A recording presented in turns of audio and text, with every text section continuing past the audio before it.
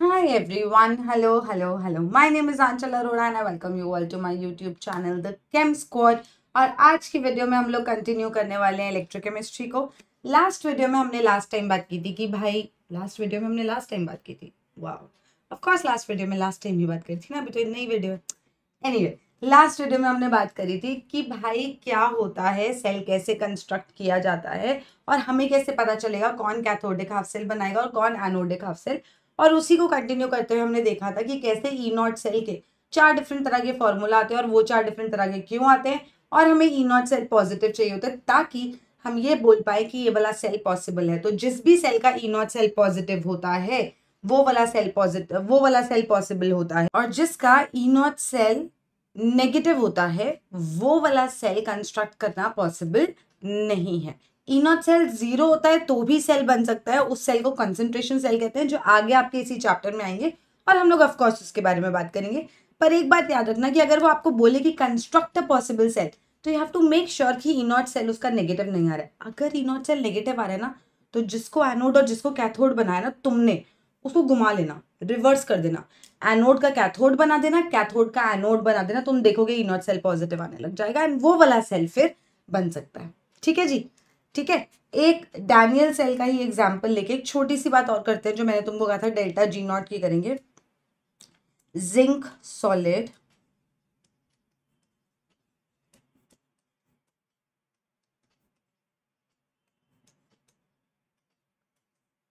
ये एक full sell है। कैथोडिक हाफ सेल इस तरफ, एनोडिक हाफ सेल इस तरफ। एनोडिक हाफ सेल लेफ्ट में होता है, कैथोडिक हाफ सेल राइट में होता है। इधर रिएक्शंस क्या क्या हो रहे हैं एक बार रिकॉल कराना मुझे। एट एनोड क्या चल रहा है? ऑक्सीडेशन। बहुत ही बढ़िया, एनोड पे हमेशा ही ऑक्सीडेशन होता है। तो ये जो जिंक सॉलिड है ये बनाएगा Zn2 plus aqueous plus 2 electrons, right? ठीक है। और एट कैथोड क्या हो रहा है मेरे बच्चे? एट कैथोड मैम आपने बताया था, हमें याद है कि रिडक्शन होता है। Copper 2 plus aqueous plus 2 electrons gives copper solid, है ना? ये दो रिएक्शंस चल रहे हैं, बहुत बढ़िया। अब हमको एक फॉर्मूला कल लास्ट वीडियो में हमने देखा था कि डेल्टा जी नॉट होता है minus N F E not cell होता है। Delta G not is equal to minus N F E not cell. तो अगर मैं हाफ सेल की बात कर रही हूँ, तो उसका डेल्टा जी नॉट क्या होगा? Minus N F E not of that particular electrode.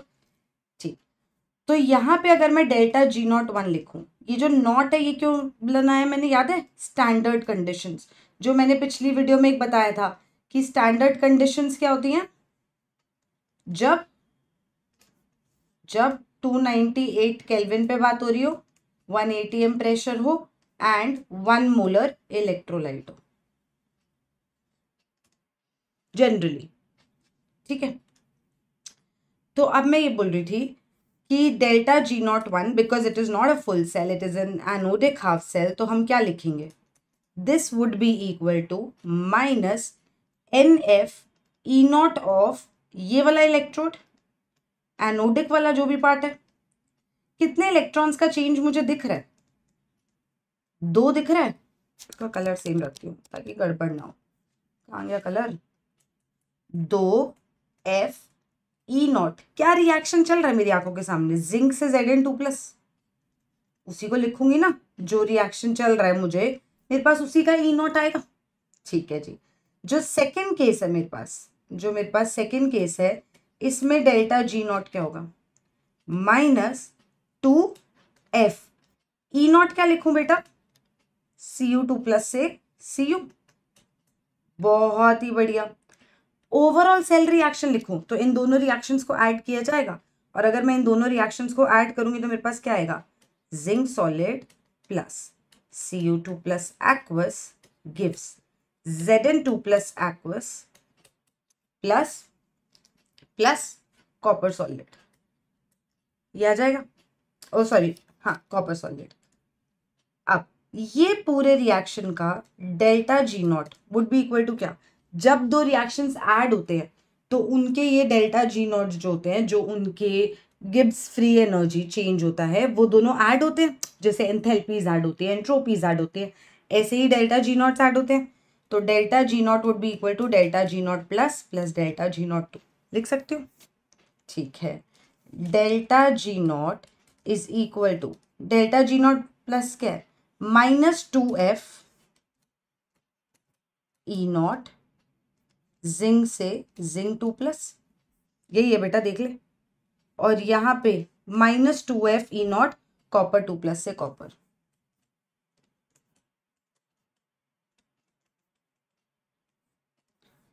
इसको क्या लिख सकते हैं, -NF ई नॉट सेल, पूरा सेल रिप्रेजेंट हो रहा है ये, -NF ई नॉट सेल लिख सकते हैं। अब n क्या लेंगे हम, यहाँ तो मुझे इलेक्ट्रॉन्स ही नहीं दिख रहे, जो दिखने नहीं भी चाहिए। जब भी कोई फुल सेल होता है तो पूरे रिएक्शन, जो ओवरऑल रिएक्शन आता है उस फुल सेल का, उसमें मुझे इलेक्ट्रॉन्स दिखने भी नहीं चाहिए, और नहीं दिख रहे हैं, which is a good thing. But now the problem is how do I know कि मुझे वो n की जगह क्या डालना है, मुझे कैसे पता चलेगा? अब आप देखोगे कि जो पूरा आपने सेल लिखा है, इसमें एक्चुअली हो क्या रहा है, ये जिंक से 2 इलेक्ट्रॉन्स इस कॉपर को मिल रहे हैं, जिंक के 2 इलेक्ट्रॉन्स छोड़ रहा है, कॉपर ये 2 इलेक्ट्रॉन्स ले रहा है, तो ओवरऑल एक्सचेंज 2 इलेक्ट्रॉन्स का है, राइट?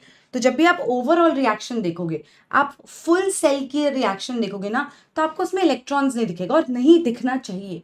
फुल सेल वही सेल होता है जिसमें इलेक्ट्रॉन्स दिख नहीं रहे हैं, ट्रांसफर दिख रहा है, क्योंकि रिएक्शन वैसा है। तो यहाँ पे 2 इलेक्ट्रॉन्स का ट्रांसफर मुझे दिख रहा है, तो मैं इसको लिख दूंगी बेटा माइनस, इसी को हटा के लिख रही हूँ बिकॉज टू मच मेहनत can't do, -2f E not cell, because I'm talking about the overall cell, so this would be -2f e naught cell। Correct जा रहा है? ठीक है, -2f कॉमन ले लो,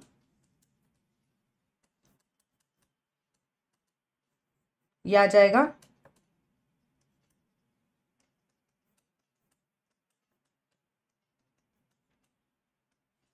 करेक्ट बेटा, ये -2f गया तो ये पॉजिटिव चीज बच गई ना, कट जाएगा।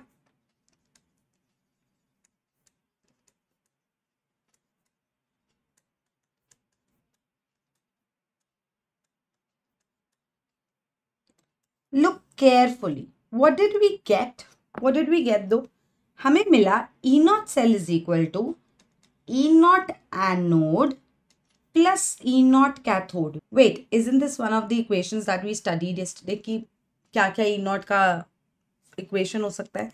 जब एनोडिक वाली चीज का रिडक्शन पोटेंशियल नहीं ऑक्सीडेशन पोटेंशियल दिया हो, और कैथोडिक वाली चीज का रिडक्शन पोटेंशियल दिया हो, तब हम उसको एनोड प्लस कैथोड लिखते हैं। और इसी चीज को फिर ऐसे भी लिख सकती हूँ मैं, इसका रिडक्शन पोटेंशियल माइनस इसका reduction potential, because E naught Zn2 plus is equal to minus of E naught Zn2 plus to Zn, reduction potential की टर्म्स में, या फिर दोनों को ही ऑक्सीडेशन पोटेंशियल की टर्म्स में लिखूं तो वो हो जाएगा एनोड माइनस कैथोड। अब समझ आया ये इक्वेशन आई कहाँ से थी, ई नॉट सेल की। अब ये ई नॉट सेल की कथा हो गई है पूरी, हमें समझ आ गया कि वो delta G not actually add हो रहा है, it is not actually E not.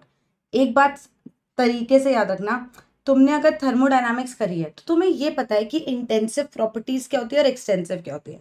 Intensive properties क्या होती है, इन से याद रखना, इन से इंडिपेंडेंट ऑफ क्वांटिटी और मास ऑफ द सब्सटेंस। किसी भी सब्सटेंस की फिजिकल या chemical intensive property is independent of the quantity or mass of the substance, and extensive properties are dependent on the quantity, moles, quantity, amount, इस सब पे dependent होता है।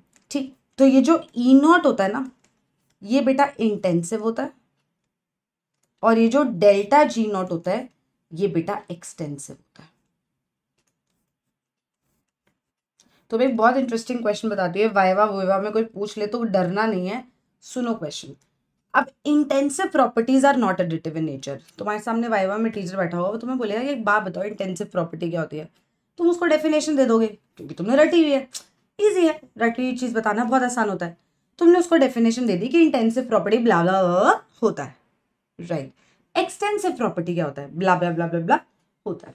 बेटा इनमें से एडिटिव कौन है, किन चीजों को तुम ऐड कर सकते हो। तुम इंटेंसिव प्रॉपर्टीज को आपस में ऐड कर सकते हो या तुम एक्सटेंसिव प्रॉपर्टीज को आपस में ऐड कर सकते हो। तो तुम वापस उस रट्टे पे जाओगे, तुम बोलोगे यार ऐड तो सर देखिए एक्सटेंसिव कर सकते हैं, एक्सटेंसिव प्रॉपर्टीज को आपस में ऐड कर सकते हैं, इंटेंसिव एडिटिव नहीं होती है। वो बोलेगा बहुत बढ़िया, सही जा रहे हो। फिर वो बोलेगा एक बात बता, ई नॉट सेल का फॉर्मूला क्या है? तो तुम उसको ई नॉट सेल के तीनों फॉर्मूला बता दोगे, क्योंकि तुमने तो रटे हुए, तुमने तो समझ ली भी लिए। अब वो तुम्हें डिराइव भी कराएगा, तुम कर दोगे, तुम्हें लगेगा बढ़िया, मुझे तो ई नॉट का पूरा आता है, मेरा सही चल रहा है।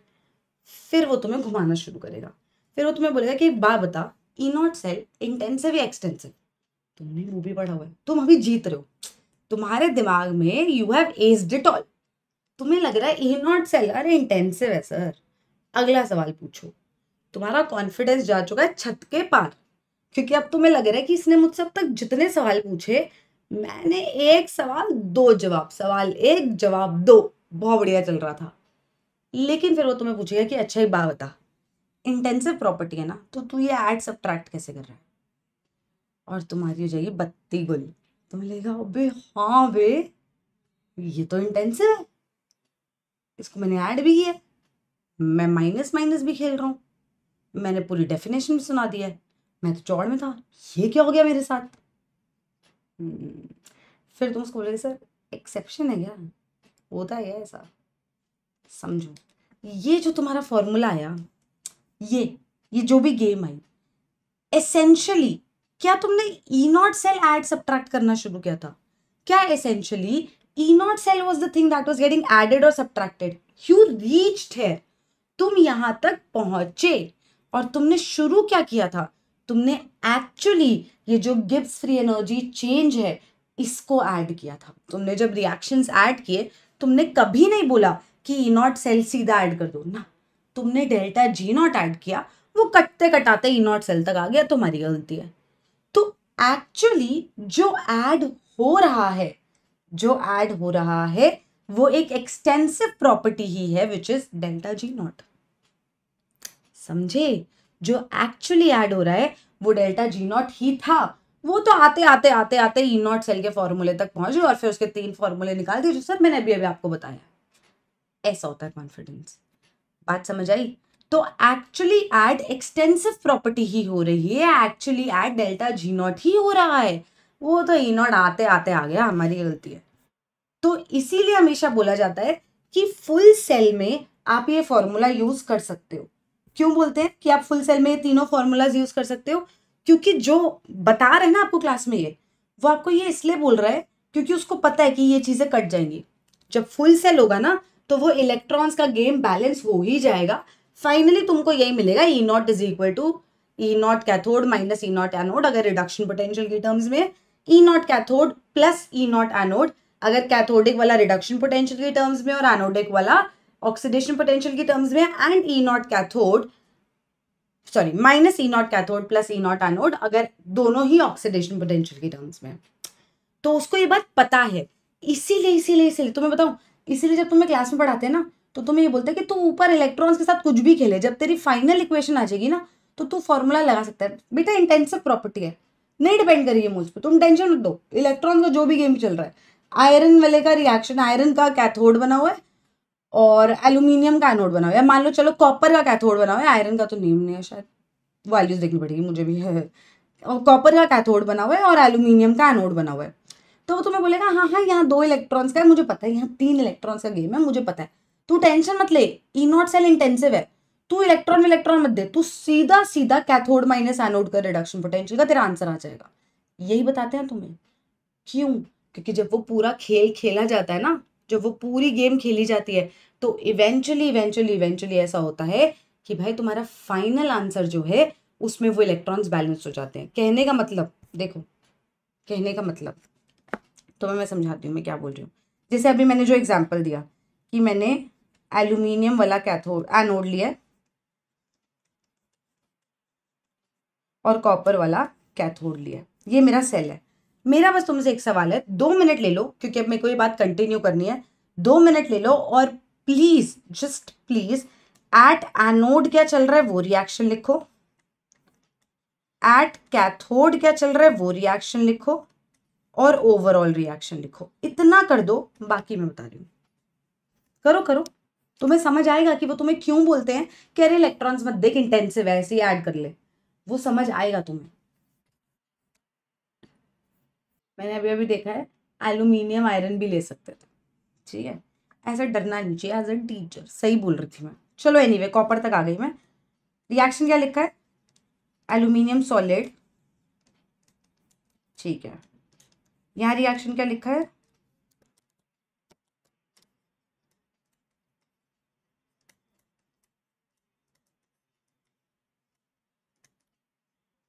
ठीक है। ओवरऑल पे आते हैं हम भी।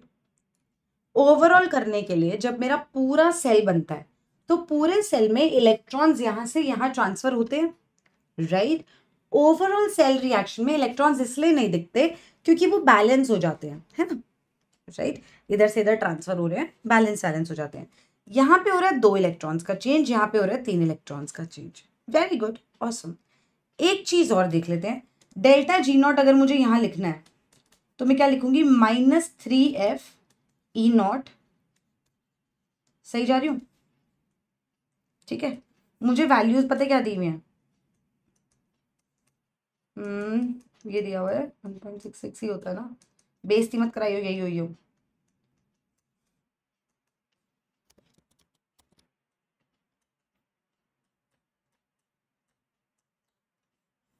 ये तुम्हें कुछ दिया हुआ है वैल्यूज, अच्छा।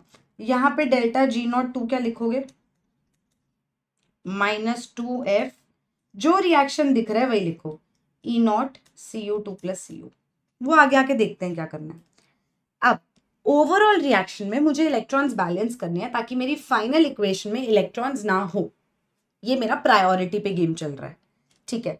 तो मैं इस पूरे रिएक्शन को 2 से मल्टीप्लाई करूंगी, एंड बेटा मैं इस पूरे रिएक्शन को 3 से मल्टीप्लाई करूंगी ताकि ओवरऑल 6 इलेक्ट्रॉन्स का ट्रांसफर मैं दिखा पाऊं और मेरी फाइनल इक्वेशन में इलेक्ट्रॉन्स ना हो।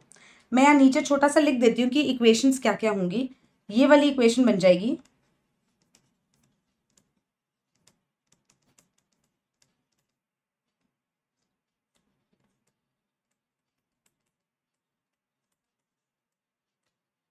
राइट, ये इक्वेशंस हो जाएंगी। अच्छा, अब बताओ पूरी इक्वेशन को, ऊपर वाली इक्वेशन को 2 से मल्टीप्लाई किया है मैंने, क्या डेल्टा जी नॉट की वैल्यू बदलेगी या डेल्टा जी नॉट की वैल्यू सेम रहेगी, तुम्हें क्या लगता है। मैम एक सेकेंड, जब हम 1 मोल की बात कर रहे थे तब 3 इलेक्ट्रॉन का चेंज था, अब आप बात ही 2 मोल की कर रहे हो, and delta G not is extensive, वो मोल्स पे डिपेंड कर रहा है, तो जो भी चीज आप इक्वेशन के साथ खेल रहे हो वो डेल्टा जी नॉट के साथ होगा। एक सेकेंड रिमाइंडर दूं, जब डेल्टा एच नॉट की गेम खेल रहे थे, जब हम थर्मोडायनामिक्स खेल रहे थे, तो जब भी किसी इक्वेशन को n से मल्टीप्लाई करते थे तो डेल्टा एच को भी n से मल्टीप्लाई करते थे। मतलब 1 मोल मीथेन के कंबशन में जो भी एनर्जी निकलती थी, 2 मोल मीथेन के कंबशन में उससे डबल एनर्जी निकलती थी, डबल एंथैल्पी निकलती थी। समझे मेरी बात, समझे, याद आया, एक्सटेंसिव प्रॉपर्टीज। तो इसीलिए डेल्टा जी नॉट 1 अब हो जाएगा -6f ई नॉट Al2Al3+, मान रहे हो। नीचे वाली इक्वेशन में डेल्टा जी नॉट 2 इसी तरीके से क्या हो जाएगा, -6f E not Cu2 + Cu।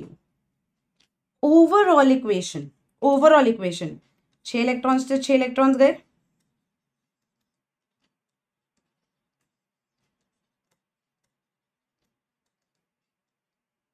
गंदी हैंडराइटिंग है ना एक तो मेरी, ये हो जाएगा, राइट। अब इस पूरे का डेल्टा जी नॉट क्या हो जाएगा,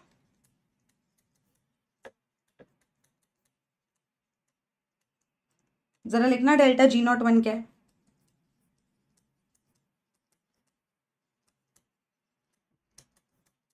डेल्टा जी नॉट 2 क्या है,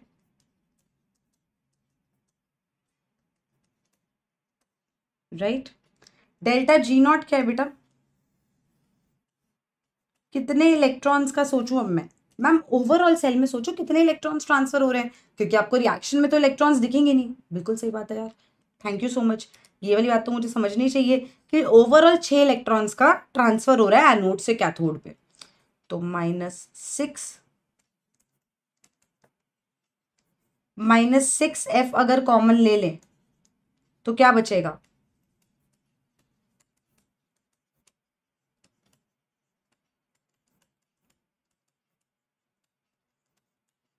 या फिर क्योंकि मुझे रिडक्शन पोटेंशियल की वैल्यूज दी हैं,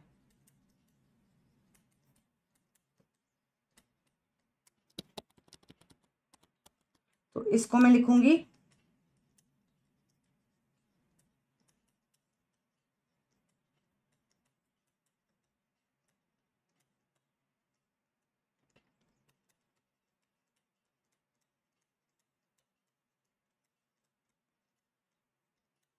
which is nothing but cathode minus anode only, reduction potential के टर्म्स में। मैंने वैल्यूज डाली, मैंने आंसर निकाल दिया।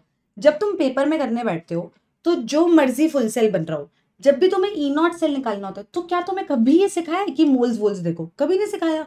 हमेशा बोला जाता है अरे तू टेंशन मत ले, जो भी रिएक्शन है to E not cell is equal to E not cathode minus E not anode कर बिंदास। इनफैक्ट ये तक नहीं बोलते कि ध्यान दे दियो भाई रिडक्शन पोटेंशियल दिए कि नहीं। अब पेपर जो बना रहा है वो पागल बनाता है तुम्हें।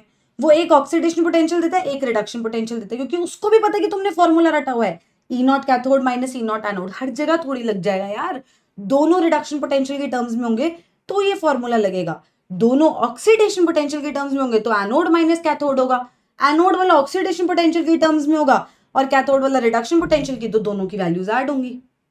तो ये पॉइंट था बस, समझी मेरी बात? ये उसने तुम्हें समझाया कि E not cell is an intensive property, तो छोड़ मोल्स वोल्स, तू सीधा ऐड कर दे। ये क्यों हुआ?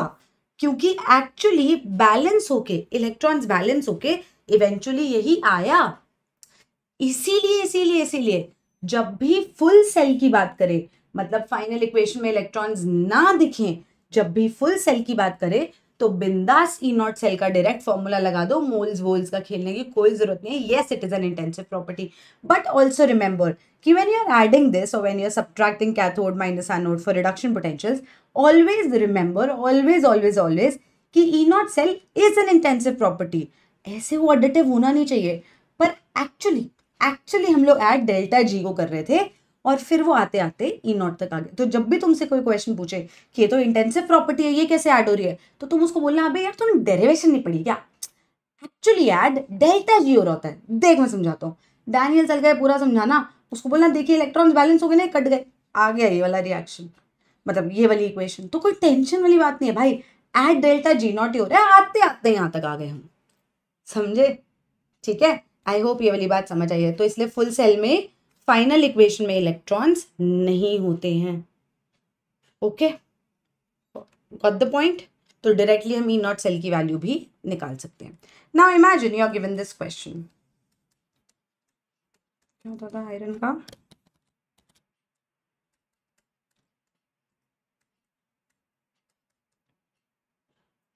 आई होप यही है।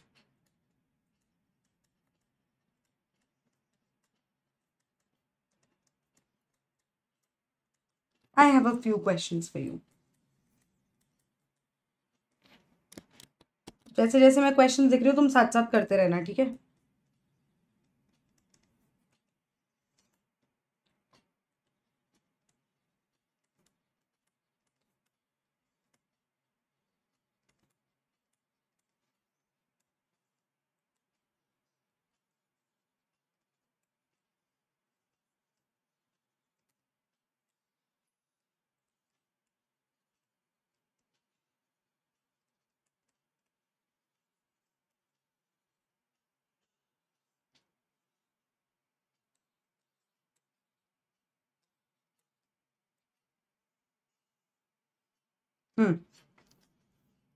Try this, आगे बात करेंगे फिर। Okay, I hope you have calculated the E not cell. सबसे पहला काम हमेशा हमेशा हमेशा हमेशा स्टेप 1, ये क्या दिया हुआ? दोनों के केस में रिडक्शन पोटेंशियल दिया है, तो इसको डायरेक्टली कैथोड माइनस एनोड कर दो। कैथोड कौन बनाएगा, एनोड कौन बनाएगा? ऑफ कोर्स क्या आइडेंटिफाई करना पड़ेगा। जिसकी रिडक्शन पोटेंशियल ज्यादा उसकी खुद की रिड्यूस होने की टेंडेंसी ज्यादा, जिसकी खुद की रिड्यूस होने की टेंडेंसी ज्यादा वो बढ़िया ऑक्सीडाइजिंग एजेंट। तो कैथोडिक हाफ सेल वो बनाता है जिसकी खुद की रिड्यूस होने की टेंडेंसी बहुत अच्छी होती है। तो कॉपर 2+ कॉपर वाली चीज कैथोडिक हाफ सेल बनाएगा, एनोडिक हाफ सेल बनाएगा जो ये आयरन वाली चीज है, राइट। एक बार सेल रिप्रेजेंटेशन में बता दो, वो मैंने क्वेश्चन में लिखा नहीं है। सेल कैसा दिखेगा? एनोड में इलेक्ट्रोड से इलेक्ट्रोलाइट जाते हैं, कैथोड में इलेक्ट्रोलाइट से इलेक्ट्रोड जाते हैं, राइट। तो इलेक्ट्रोड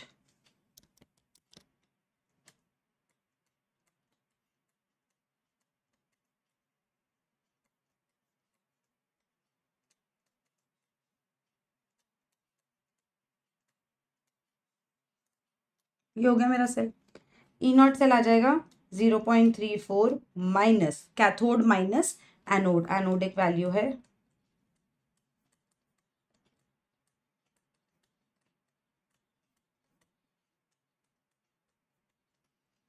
बेस्ट ऑक्सीडाइजिंग एजेंट।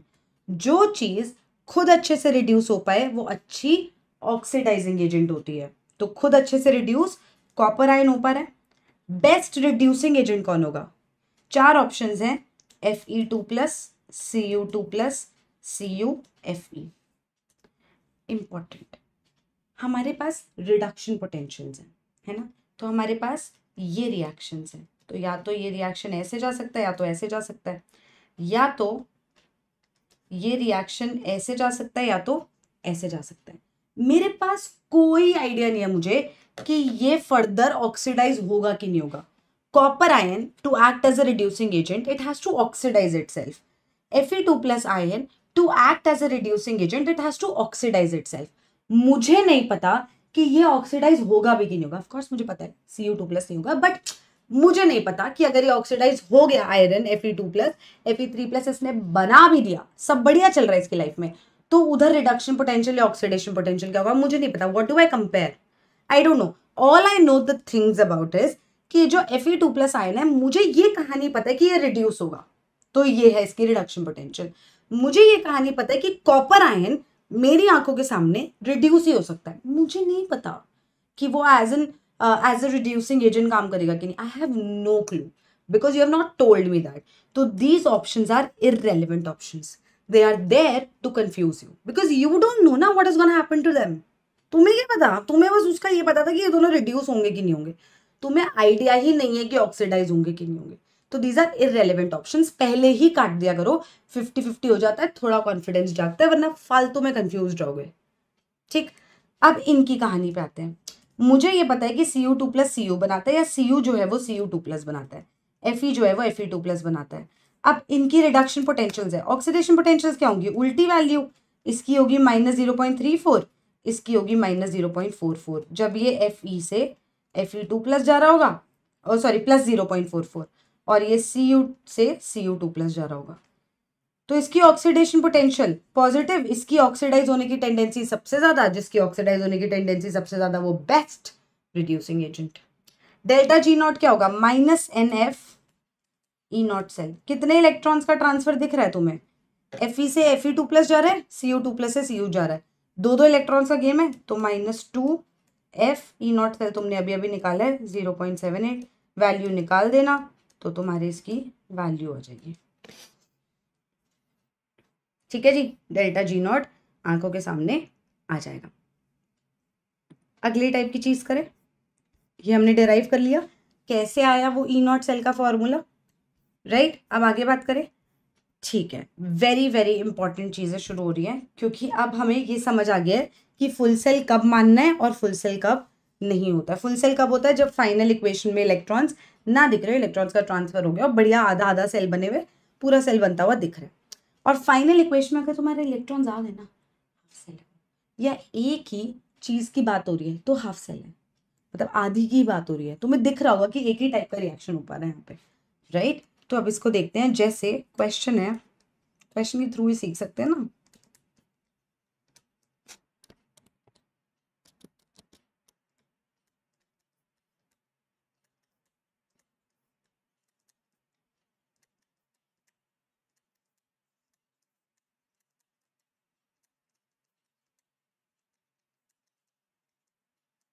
ये बताओ क्या होगा, कैसे निकालेंगे? सीखो पहले, एक मैं समझाती हूँ, फिर मैं तुम्हें क्वेश्चन दूंगी, तुम वो ट्राई करना, ठीक है। एक पूरा ही अच्छे से समझ लो, this is very very important. NEET दे रहे हो, जेई दे रहे हो, सीबीएसई के लिए पढ़ रहे हो, this is an important question, this helps explain a lot of things, okay ना, अंडरस्टैंड। मुझे सबसे पहले तो देखो जिंदगी भर यही देखना है हमेशा, क्योंकि ये मुझे इंफॉर्मेशन देता है कि रिडक्शन पोटेंशियल दी है, ऑक्सीडेशन पोटेंशियल दी है इस चीज की, एंड ऑल्सो रिएक्शन क्या है। यही तो रिएक्शन है, Cu2+ से Cu, 2 इलेक्ट्रॉन ही तो घुसेड़ने हैं बीच में, उतना तो कर लोगे, तो तुम्हें रिएक्शन का आइडिया भी इससे पड़ जाता है। तो ये बहुत सारी इंफॉर्मेशन लेके पैदा हुआ है ये वाली चीज, तो समझो इसको। तो मुझे इतना पता है कि भाई ये रिडक्शन पोटेंशियल दी है जब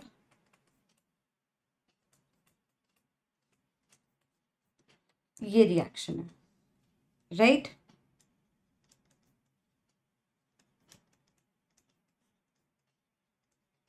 ये रिएक्शन है, करेक्ट। और तुमसे पूछा है कि एक बात बता दे, एक बात बता दे, इसके लिए Y वोल्ट है, इसके लिए X वोल्ट है, सॉरी Z वोल्ट है, आई एम सो सॉरी। और तुमसे पूछा है कि इस रिएक्शन का पोटेंशियल बता दे, है ना। ये रिएक्शन क्या है, ठीक है। तो बेसिकली वो हमें ये बोल रहा है कि इन दो रिएक्शंस जिनकी तुझे वैल्यूज पता है, इनको यूज करके इस रिएक्शन तक पहुंच जा, एंड फिर इसका इलेक्ट्रोड पोटेंशियल बता दे। एंड वी आर लाइक, हाँ of course we can do that, we are very smart, we can do that of course. And उस फुल कॉन्फिडेंस के साथ हम इस क्वेश्चन को अप्रोच करते हैं कि भाई भाई ये ऐड कर यार इसको, और फिर लगता नहीं ऐड तो नहीं है। फिर तुम्हें याद आती है थर्मोडायनेमिक्स, तुम्हें लगता है रिवर्स करना, रिवर्स रिवर्स करके चीजें बदलती हैं, एंड फिर तुम रियलाइज करोगे कि शिट हाँ, अगर मैंने इसको रिवर्स कर दिया तो मैं इस वाले का ऑक्सीडेशन कर रहा हूं, तो ये y का -y हो जाएगा। रिडक्शन पोटेंशियल y है, तो ऑक्सीडेशन पोटेंशियल -y हो जाएगी। Yes, we are going somewhere, perfect, चले वहां तक। Cu2+ plus 2 electrons give Cu, इसका E0 जो भी है वो Z है,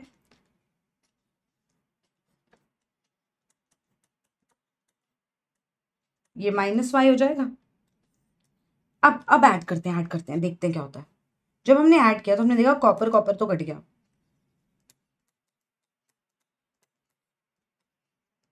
ma'am we have reached the equation, perfect perfect, we have reached it, awesome, I am so proud of you. तो मैम इसका E0 यार कितना इजी है, Z-y कर दो ना मैम, वही करो ना, cathode minus anode, anode minus cathode, add वैड जो भी करते हो कर दो ना, खत्म करो। मुझे लगेगा कि that was quick, but that's absolutely wrong. Why? We have reached the equation. Of course you have. But is this the full cell? No. क्योंकि ये फुल सेल नहीं है तो मैं E0 वैल्यूज डायरेक्टली कैसे ऐड कर सकती हूँ। फिर मुझे अपना दिमाग लगाना पड़ेगा कि ओ भाई, एक्चुअल गेम तो डेल्टा G0 का था, उसको कहाँ छोड़ा है, वहां से शुरू करो। एंड फिर आप डेल्टा G0 से दोबारा आपको शुरू करना चाहिए। आप डेल्टा G0 को उठा के वापस लाओ और उसको बोलो कि अच्छा अच्छा अच्छा तेरे को यूज करना है, अब यूज करते हैं, समझे। शुरू करें, लेट्स। तो आप पहली इक्वेशन जो आपने लिखी है, आपने बिल्कुल सही किया, वहां तक कोई गलती नहीं है, बस एंड में आगे गलती हो गई क्योंकि आपने उसको फुल सेल मान लिया पर वो फुल सेल था नहीं।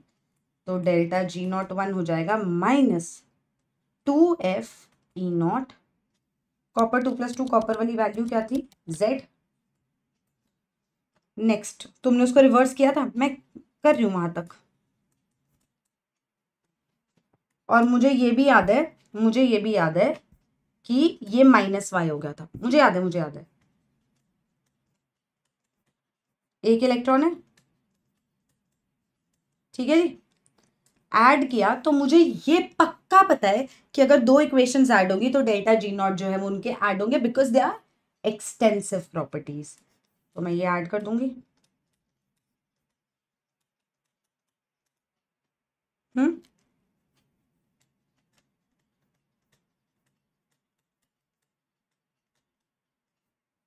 कितना इलेक्ट्रॉन ट्रांस, ओहो, वाह वाह वाह वाह वाह वाह, दिमाग हो तो ऐसा। यहाँ आया इलेक्ट्रॉन, कितने इलेक्ट्रॉन्स का चेंज दिख रहा है इस पूरी इक्वेशन में, एक का। E0 Cu2+ से Cu, delta G01,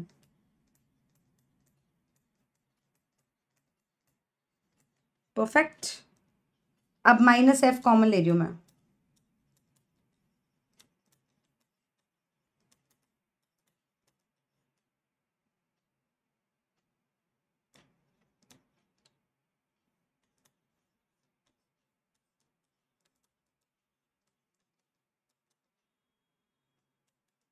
C you plus है ये, सी यू प्लस है ये, इतना तो माफ कर दोगे, समझा तो दिया ये पूरा। तो अब तुम देखोगे कि actually it is not z minus y, what it really is 2z minus y. और ऐसा क्यों हुआ? क्योंकि ये फुल सेल नहीं है कि तुम directly E naught add subtract कर दो, ये एक्चुअली हाफ सेल ही है कोई। E naught C U two plus से सी यू प्लस पूछ रहा है, रिडक्शन पोटेंशियल पूछ रहा है उसकी, बस हाफ सेल की तरह यूज होगा वो। एक्चुअली तो मैंने क्योंकि ये दोनों आयन्स लिखे हैं तो इसको लिखने का तरीका शुड बी दिस, और यहाँ पे कुछ प्लैटिनम व्लैटिनम होगा, लिखने का तरीका इज दिस। वो तो बात समझा रही थी, कॉमा डालना भाई, सेम स्पीशीज सेम उसमें है, किस में है? सेम फेज में। ये सब बातें सिखा चुकी हूँ यार पिछली वीडियोस में, ह्यूमन एरर खुद ही ठीक करा है। लेकिन मुझे जो बात समझानी थी वो बात समझ आई। It is not a full cell, you have to be careful, this is a very important question, बहुत जगह तुम्हें दिखेगा प्रीवियस ईयर्स में, फिर तुम मुझे दुआएं दोगे कि ओहो ये तो हमने पढ़ लिया। ऐसा ही एक और ओहो क्वेश्चन खुद से ट्राई करो, फिर मैं करा रही हूँ। तो मेरी हैंड राइटिंग का कुछ करना पड़ेगा।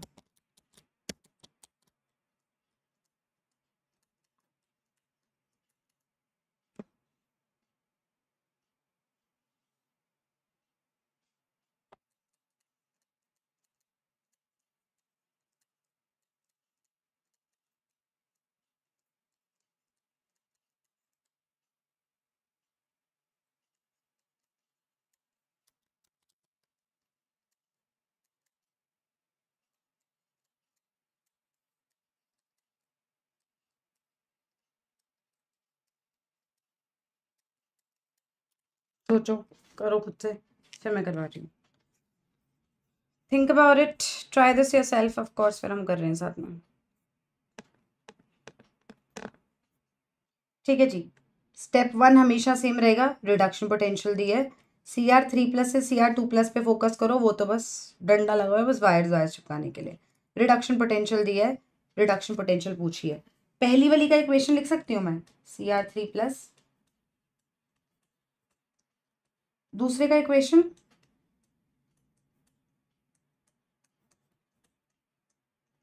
ठीक है। फाइनल इक्वेशन क्या है? मुझे चाहिए Cr2+ से Cr, मतलब Cr2+ से ये इक्वेशन मुझे फाइनली चाहिए। What do I do with these two equations? मुझे Cr2+ लेफ्ट हैंड साइड पे चाहिए, तो नीचे वाली इक्वेशन को रिवर्स कर देंगे और फिर दोनों को ऐड करेंगे कि कुछ आता है तो बताएं, राइट?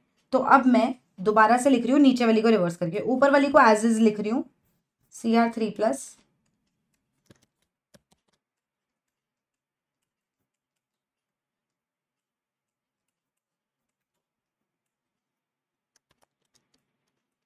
डेल्टा G01 क्या हो जाएगा? -3f E0 Cr3+ से Cr, जो क्या वैल्यू है भाई? 0.74। ठीक है, जूल्स वूल्स पता है मुझे भी। आगे बात करते हैं। दूसरी वाली इक्वेशन को मैंने रिवर्स किया, अगर मैं इक्वेशन रिवर्स करूंगी तो ये -0.4 का हो जाएगा +0.4, मान रहे हो? तो इसको लिख देते हैं,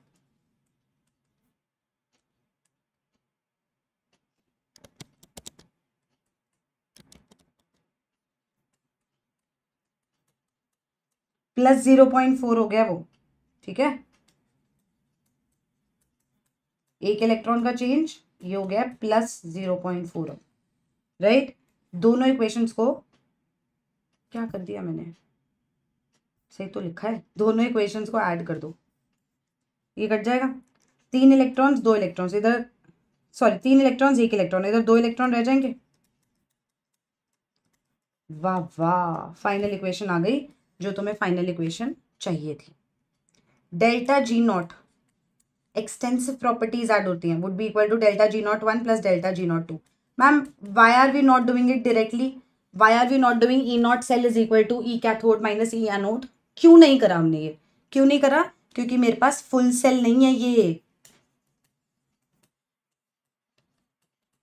और जब फुल सेल नहीं होएगा तो पक्का इलेक्ट्रॉन्स बैलेंस नहीं है, पक्का इलेक्ट्रॉन्स का घपला है, इलेक्ट्रॉन्स बचे हैं कहीं ना कहीं, और इस वजह से आंसर गलत आएगा, तरीका ही गलत है क्योंकि। तो delta G not is equal to delta G not 1 plus delta G not 2 करें। कितने इलेक्ट्रॉन्स का टोटल चेंज है?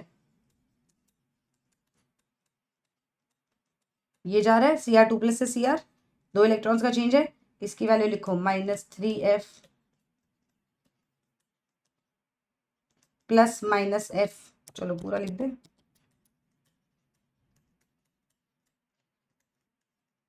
ठीक है, -f कॉमन ले ले।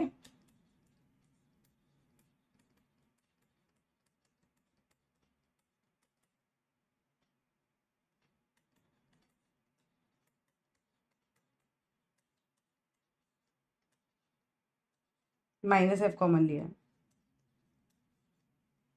ठीक है।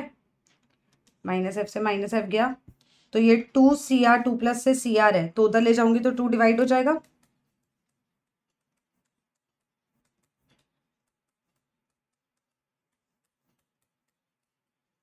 ये सॉल्व करोगे, इसको डिवाइड कर देना बाई 2 से, आंसर आ जाएगा। कोई दिक्कत तकलीफ दुख परेशानी है तो प्लीज कमेंट सेक्शन में बताना। ये बहुत इंपॉर्टेंट वीडियो है, ये यहाँ तक अगर सब कुछ क्लियर हो गया तो तुम्हारा हाथ कोई रोक ही नहीं सकता रिडक्शन पोटेंशियल में, ये प्रॉमिस है। रिडक्शन पोटेंशियल रिलेटेड क्वेश्चंस में जो उससे रिलेटेड रिडॉक्स वाले क्वेश्चंस है वो अच्छे से हो चुके हैं, सेल कैसे कंस्ट्रक्ट करना है वो समझ आ चुका होगा आई होप। एंड ये तो बहुत ही इंपॉर्टेंट है कि तुम्हें ये पता होना चाहिए कि कब फुल सेल है, कब हाफ सेल है, कब क्या वैल्यूज लगानी है। और अभी जो वाइवा से रिलेटेड क्वेश्चंस बताए वैसे रिलेटेड क्वेश्चंस अगर स्टेटमेंट वाइज में आ गए या असर्शन रीजन में आ गए तो मैं लॉजिकली उसको अप्रोच कैसे करूं। ठीक है जी, इतनी बात समझ आ गई। प्लीज कमेंट सेक्शन में बता देना वीडियो कैसी लगी, बात समझ आ रही है कि नहीं आ रही है। लाइक कर दो वीडियो को, it helps the video reach other people, थोड़ा it helps with the reach. ठीक है, और बाकी नेक्स्ट वीडियो में मिलते हैं। Next video is gonna be really really important, board purposes हो, नीट हो, जेई हो, नॉन-स्टिक इक्वेशन होगी and types of half cells होंगे इस वीडियो में। मैं पहले बता दूं, नॉन-स्टिक इक्वेशन हाँ मुझे पता, तुम्हें रटा हुआ है, उसमें क्या नुआंसेस है, क्या इंपॉर्टेंट चीज़ें पता होनी चाहिए, तुम्हें पता है, समझाया जाएगा सब कुछ। You would be prepared not only for numericals but also for assertion reason, statement questions, all the things like that. तो प्लीज़ ध्यान से वीडियोस देखना और प्लीज़ कमेंट सेक्शन में बताना मत भूलना कैसा लग रहा है कैसा नहीं, and don't miss this video and the next video, very very very important. I will see in the next video, bye.